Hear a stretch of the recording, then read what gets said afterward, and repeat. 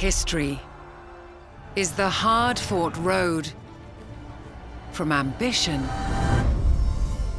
to victory.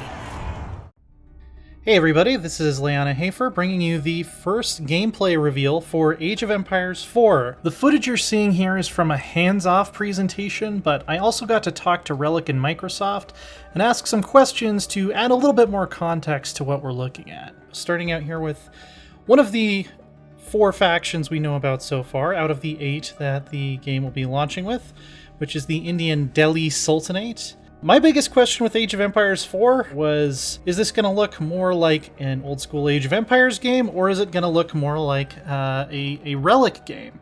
Since it is being developed by Relic, who did Dawn of War, Homeworld, and Company of Heroes, they have sort of a different style. The answer seems to be that it is pretty much a traditional Age of Empires game, for the most part. You build a base, you collect resources, you build walls, all that classic stuff. Army size will be about 200 units in multiplayer, sometimes higher than that in the campaign, they said. We also have the Chinese civilization here. So 8 factions is, not a lot compared to some of the other Age of Empires games, but they want them to play more distinctly than the factions you might be used to, rather than just having like maybe a couple unique technologies and a unique unit or two. As you can see here, the Chinese have crossbows as well as what look like fire lances and also some rockets we're going to see in a second. So that's kind of interesting. They all kind of follow the basic rock, paper, scissors formula of, pikes beat cavalry, cavalry beat range units beat pikes, but they'll also mix it up a little bit. One of the factions that was revealed that we didn't actually get to see gameplay footage of is the Mongols, and they're going to play a lot differently in that they are a fully nomadic faction. They can actually pick up and move their buildings, including their town center, and they won't build walls. So this here is a little bit of footage from the Norman campaign, which also reveals the final of the 4 civilizations we got to hear about, which is the English.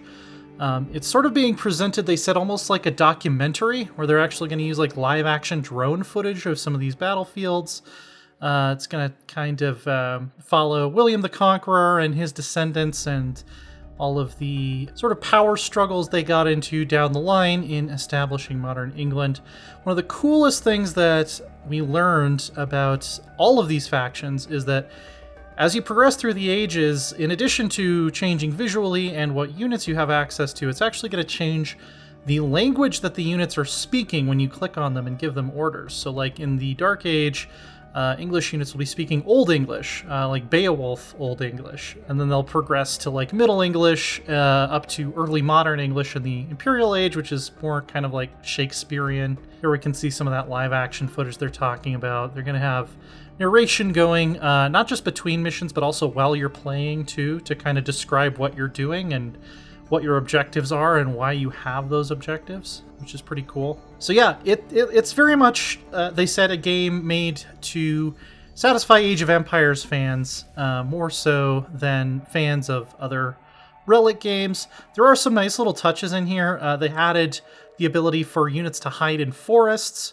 and if your units are hiding in a forest and are unrevealed, they'll actually whisper when you click on them instead of using their full outside voices, so you don't quite get that same like intimacy with your units that you might in a Dawn of War game or a Company of Heroes game, but there are little touches of that kind of Relic flavor in there as well. It's almost like Age of Empires 2 Part 2 is kind of how it looks in terms of the era that's covered, and also how gameplay seems to work, which, it's playing it a little bit on the safe side, but I'm pretty excited to especially get my hands on some of the more out there factions like the Mongols, and also just see what a classic Age of Empires game looks and feels like with modern graphics, modern UI, and all of the lessons that they've learned from doing the definitive editions. They worked with World's Edge and Microsoft, to the teams that were behind those as well.